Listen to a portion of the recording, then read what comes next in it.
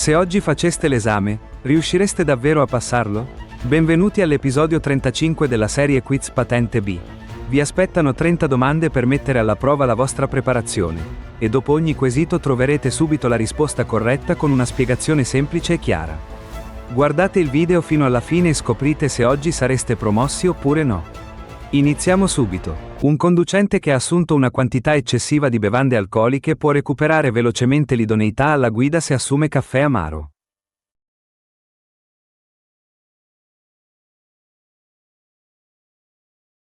Falso. Dopo aver assunto una quantità eccessiva di bevande alcoliche, il conducente non recupera rapidamente l'idoneità alla guida bevendo caffè amaro. Il caffè può dare una sensazione momentanea di maggiore vigilanza, ma non elimina l'alcol dal sangue e non riporta subito alla normalità i riflessi, l'attenzione e la capacità di valutare i pericoli. Perché il conducente torni realmente idoneo alla guida, deve passare il tempo necessario allo smaltimento dell'alcol da parte dell'organismo. Guidare dopo aver bevuto è pericoloso perché l'alcol può ridurre l'attenzione, rallentare i riflessi, provocare euforia, sonnolenza e sottovalutazione del rischio. Il pannello integrativo raffigurato invita a diminuire la velocità in caso di pioggia, perché la strada diventa sdrucciolevole.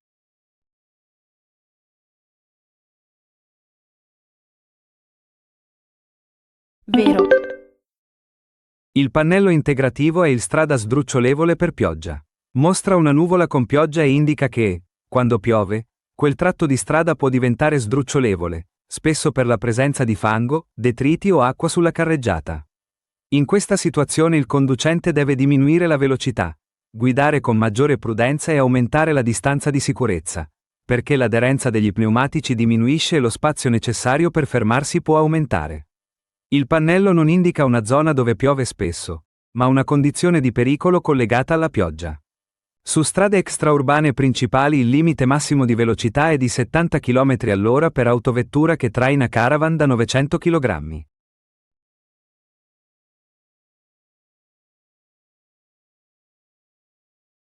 Vero. Un'autovettura che traina un caravan deve rispettare limiti più bassi rispetto a una normale autovettura senza rimorchio. Sulle strade extraurbane principali, il limite massimo per i veicoli che trainano un rimorchio, compreso il caravan, è di 70 km/h. Il traino rende il complesso veicolare più lungo e meno stabile, soprattutto in frenata, in curva e in caso di vento laterale. Il codice armonizzato 96, apposto sulla patente di categoria B, abilita alla guida di autoveicoli trainanti un rimorchio non leggero, oltre 750 kg, purché la massa massima autorizzata del complesso non sia superiore a 4.250 kg.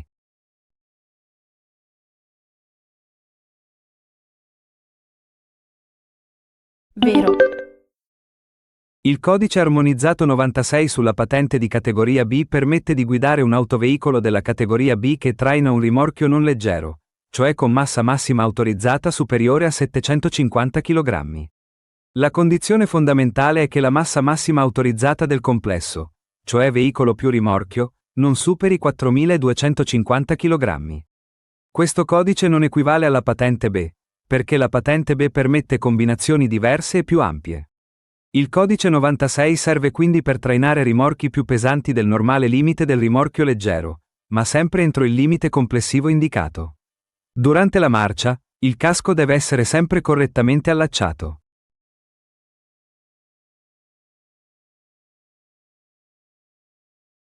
Vero. Durante la marcia, il casco protettivo deve essere sempre indossato e correttamente allacciato. Un casco non allacciato, oppure allacciato male, può sfilarsi in caso di caduta o urto e non proteggere adeguatamente la testa. Il casco deve essere anche omologato e della misura adatta, perché solo in queste condizioni può ridurre il rischio di lesioni gravi. L'obbligo riguarda i conducenti e gli eventuali passeggeri di ciclomotori e motoveicoli, salvo specifiche eccezioni previste per veicoli dotati di particolari sistemi di sicurezza. Il delineatore raffigurato divide la carreggiata in corsie.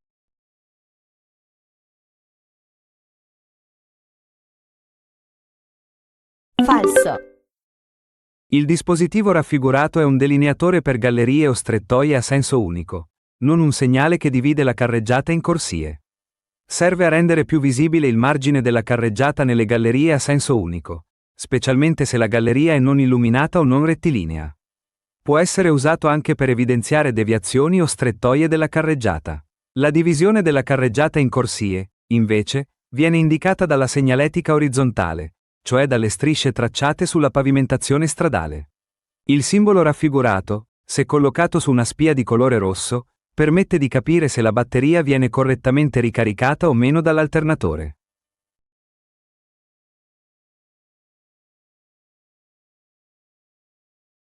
Vero. Il simbolo raffigurato è il simbolo della batteria. Quando è collocato su una spia rossa, serve a segnalare un problema nel sistema di ricarica della batteria. Se questa spia si accende durante la marcia, significa che la batteria non viene ricaricata correttamente dal generatore di corrente, cioè dall'alternatore. Non indica necessariamente che la batteria sia già completamente scarica o che debba essere subito sostituita. Segnala soprattutto che l'impianto di ricarica non sta funzionando in modo regolare. Sulla distanza di sicurezza influisce la dimensione del veicolo che precede.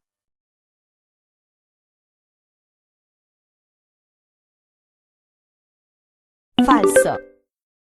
La distanza di sicurezza deve essere regolata in base a fattori che riguardano soprattutto la guida e le condizioni del proprio veicolo: velocità, prontezza di riflessi, condizioni del traffico, condizioni atmosferiche, aderenza degli pneumatici, efficienza del freno di servizio e carico trasportato.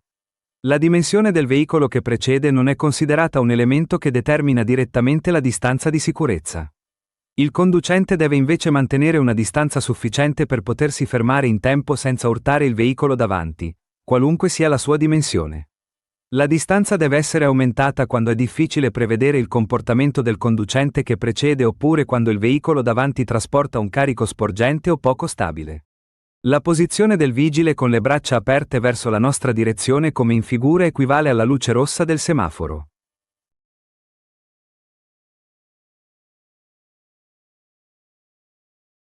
Vero. La figura mostra il vigile in posizione di alt, con le braccia aperte rivolte verso la direzione da cui arriva il conducente. Questa posizione equivale alla luce rossa del semaforo. Il conducente deve quindi arrestarsi prima della striscia trasversale di arresto. Non deve attraversare l'incrocio e non può svoltare né a destra né a sinistra. Quando invece il vigile è visto di profilo con le braccia aperte, il significato cambia ed equivale alla luce verde del semaforo. Il segnale raffigurato è un segnale di pericolo.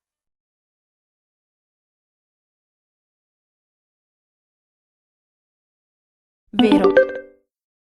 Il segnale raffigurato è il segnale di pericolo strettoia asimmetrica a sinistra.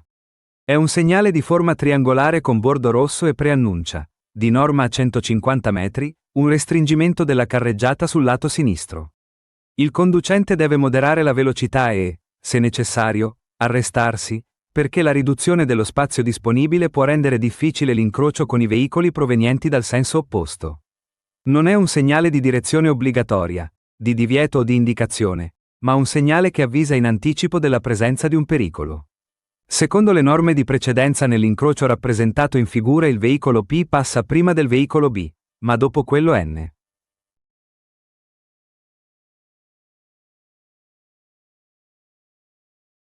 Falso. Nell'incrocio raffigurato, l'ordine corretto di transito è D, P, B, N. Il veicolo D passa per primo perché svolta a destra e non ha veicoli provenienti dalla sua destra. Dopo il passaggio di D, il veicolo P ha la destra libera e può attraversare l'incrocio. Successivamente passa il veicolo B, che deve attendere P. Il veicolo N passa per ultimo, perché deve dare la precedenza al veicolo B, proveniente dalla sua destra. Quindi P passa prima di B, ma non dopo N. Passa anche prima di N. In presenza di tratti di strada ghiacciati è opportuno non usare le catene, ma gomme chiodate sulle ruote anteriori.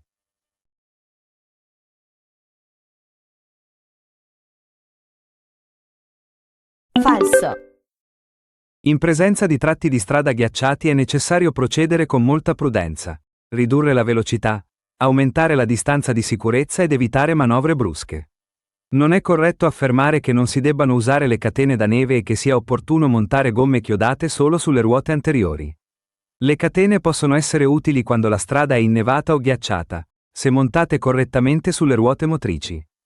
Gli pneumatici chiodati, invece, non devono essere montati soltanto sulle ruote anteriori, perché l'aderenza deve essere equilibrata su tutto il veicolo.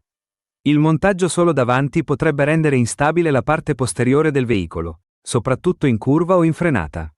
Durante la fermata il conducente deve essere sempre presente e pronto a riprendere la marcia.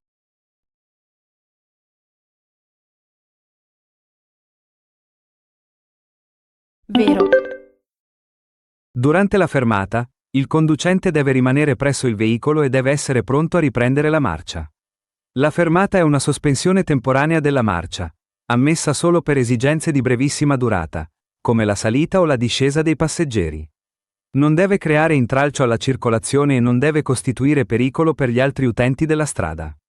Se il conducente si allontana dal veicolo, non si parla più di semplice fermata, ma si entra nel concetto di sosta. Il segnale raffigurato preannuncia una sede ferroviaria con più binari.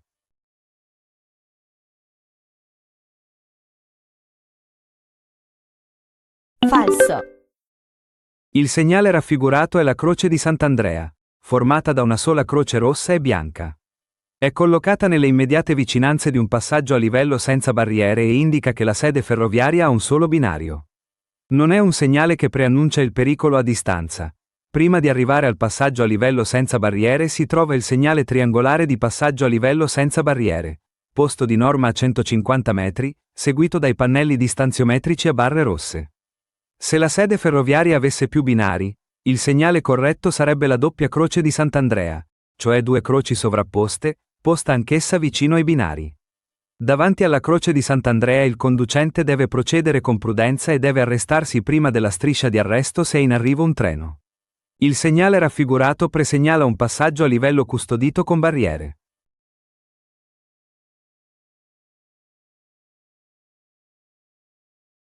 Falso. Il segnale raffigurato è il segnale di intersezione con precedenza a destra. È un segnale triangolare con bordo rosso e una X nera al centro. Preannuncia, di norma a 150 metri, un incrocio nel quale vale la regola generale della precedenza a destra.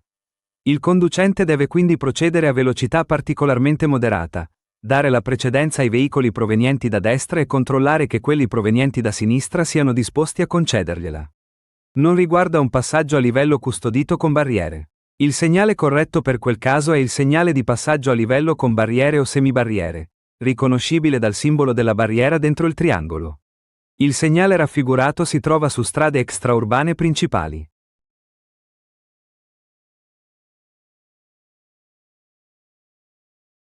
Falso. Il segnale raffigurato è un segnale di fine centro abitato con segnale di conferma. La parte superiore indica la fine del centro abitato di Montecompatri, mentre il pannello blu sotto conferma le località successive e le rispettive distanze chilometriche. San Cesareo 7 km, Frosinone 63 km e Napoli 190 km. Non si tratta di un segnale proprio delle strade extraurbane principali. Le strade extraurbane principali hanno caratteristiche specifiche e sono indicate da apposita segnaletica di inizio e fine. Il segnale raffigurato serve invece a informare che si sta uscendo da un centro abitato e a confermare le direzioni raggiungibili sulla viabilità extraurbana ordinaria. Se si traina un rimorchio aumenta lo spazio di frenatura.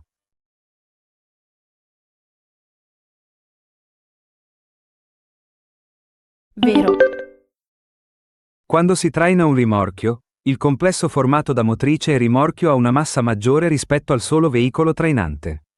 Per questo, durante la frenata, serve più spazio per arrestarsi in sicurezza.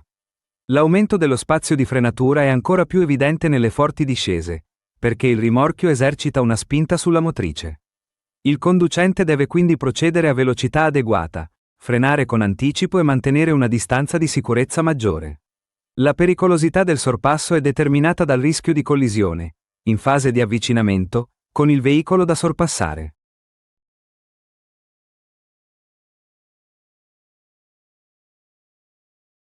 Vero. Il sorpasso è una manovra pericolosa perché richiede una corretta valutazione di spazio, velocità e distanza di sicurezza. Durante la fase di avvicinamento al veicolo da sorpassare può esserci rischio di collisione se il conducente si avvicina troppo, Non mantiene una distanza adeguata o inizia la manovra senza sufficiente controllo della strada. Il pericolo non riguarda solo il veicolo che proviene dal senso opposto, ma anche il veicolo da sorpassare, sia prima dell'affiancamento sia durante il rientro nella corsia. Per questo il conducente deve accertarsi che la manovra possa essere compiuta senza creare pericolo o intralcio. Il segnale raffigurato vieta il transito ai quadricicli a motore.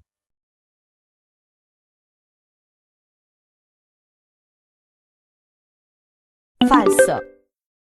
Il segnale raffigurato è il divieto di transito alle macchine agricole. È un segnale di divieto di forma circolare, con bordo rosso e simbolo nero di un veicolo agricolo. Vieta il transito alle macchine agricole, comprese le trattrici agricole, le macchine agricole gommate, quelle cingolate e i rimorchi agricoli. Non vieta il transito ai quadricicli a motore, perché questi non appartengono alla categoria delle macchine agricole. Ai quadricicli a motore il transito è quindi consentito, salvo la presenza di altri divieti specifici.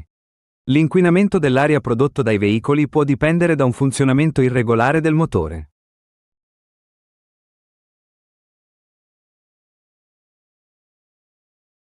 Vero. Un funzionamento irregolare del motore può aumentare l'inquinamento dell'aria prodotto dal veicolo. Quando il motore non lavora correttamente, la combustione del carburante può diventare meno efficiente e dallo scarico possono uscire più gas inquinanti, idrocarburi incombusti, fumo e sostanze dannose.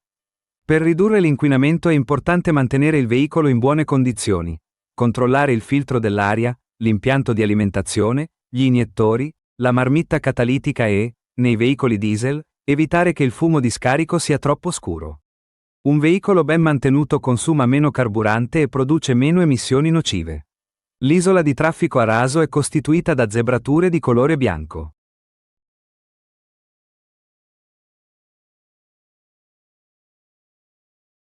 Vero. L'isola di traffico a raso è una parte della carreggiata dipinta direttamente sul piano stradale mediante zebrature di colore bianco. Serve a separare e incanalare le correnti di traffico verso direzioni diverse. Non è una zona destinata alla sosta, alla fermata o al transito dei veicoli. Quando l'isola di traffico è rialzata, può essere preceduta da zebrature bianche. Quando invece è a raso, è proprio costituita dalle zebrature tracciate sulla pavimentazione. Le zebrature devono essere bianche e servono a rendere chiaramente visibile la zona esclusa dal normale transito. Il segnale raffigurato preannuncia di arrestarsi all'incrocio anche se il semaforo emette luce verde.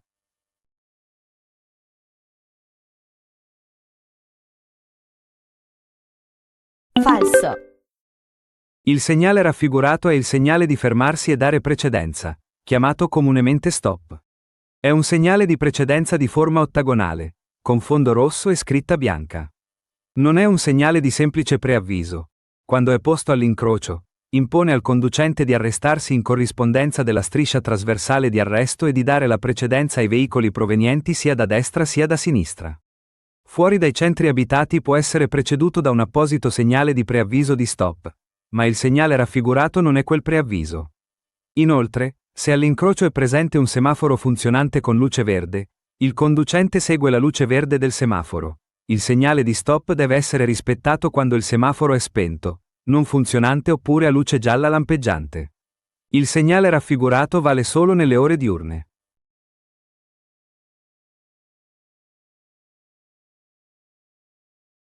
Falso. Il segnale raffigurato è il segnale di passo carrabile. Indica lo sbocco di un accesso usato dai veicoli per entrare o uscire da proprietà laterali, come garage, cortili o aree private. Il segnale vieta la sosta nel punto in cui è collocato, perché un veicolo parcheggiato potrebbe impedire l'entrata o l'uscita dal passo carrabile.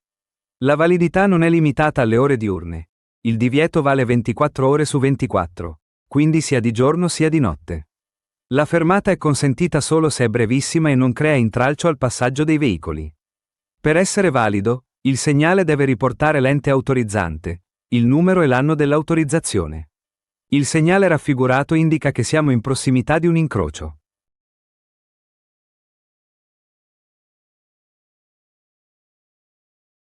Falso. Il segnale raffigurato è il passaggio obbligatorio a sinistra. È un segnale di obbligo di forma circolare, con fondo blu e freccia bianca orientata verso il basso a sinistra. Obbliga i conducenti a passare a sinistra di un ostacolo, come un'isola di traffico, uno spartitraffico, un salvagente o un cantiere stradale, lasciando quindi l'ostacolo alla propria destra. Non indica la prossimità di un incrocio e non obbliga a svoltare a sinistra, perché la svolta riguarda un'intersezione, mentre questo segnale riguarda il modo corretto di superare un ostacolo sulla carreggiata. Il veicolo in figura può svoltare a destra.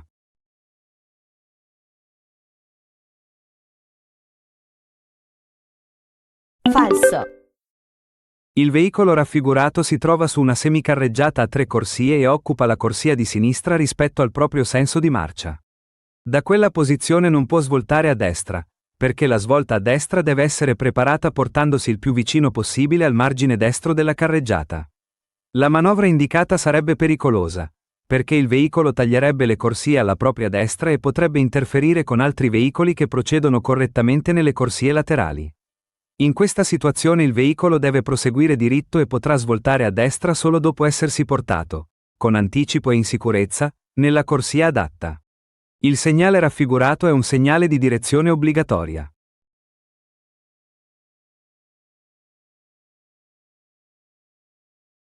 Vero.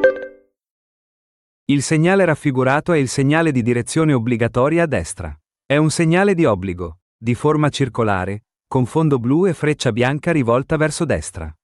Indica che l'unica direzione consentita è la svolta a destra, quindi non è permesso proseguire diritto o svoltare a sinistra. Si trova prima o in corrispondenza di un incrocio e non deve essere confuso con il passaggio obbligatorio a destra, che invece indica da quale lato superare un ostacolo posto sulla carreggiata. Gli pneumatici chiodati possono essere usati limitatamente ad un predeterminato periodo dell'anno.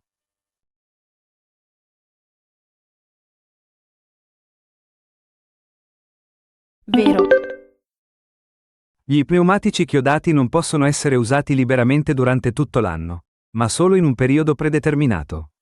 Sono destinati a condizioni difficili, come ghiaccio o neve indurita, perché i chiodi migliorano l'aderenza su fondi molto scivolosi. Il loro uso è ammesso nel periodo compreso tra il 15 novembre e il 15 marzo. Devono essere montati su tutte le ruote del veicolo, non solo su 2 ruote dello stesso asse, per mantenere equilibrata l'aderenza. Il conducente deve inoltre rispettare limiti di velocità più bassi rispetto a quelli ordinari e deve guidare con particolare prudenza. Nell'incrocio rappresentato in figura i veicoli B e S transitano contemporaneamente.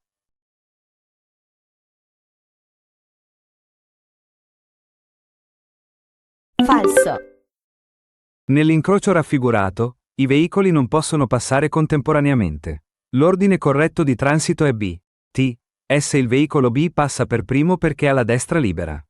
Dopo il passaggio di B, il veicolo T può attraversare l'incrocio perché non ha più veicoli alla propria destra. Il veicolo S passa per ultimo, perché inizialmente deve dare la precedenza al veicolo T, che si trova alla sua destra. Per questo B e S non transitano contemporaneamente. S deve attendere prima il passaggio di T. La responsabilità civile connessa al sinistro stradale obbliga il responsabile al risarcimento del danno.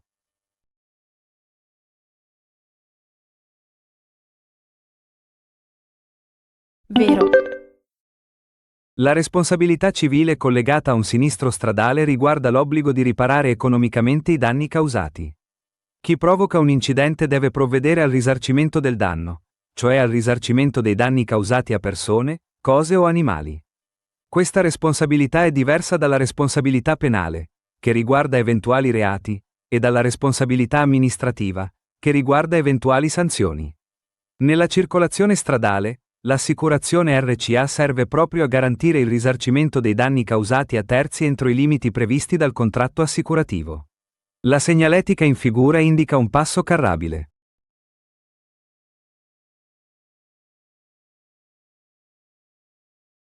Falso. La segnaletica raffigurata indica un attraversamento pedonale, non un passo carrabile. È formata da strisce bianche parallele tracciate sulla carreggiata e serve a indicare la zona destinata al transito dei pedoni che attraversano la strada.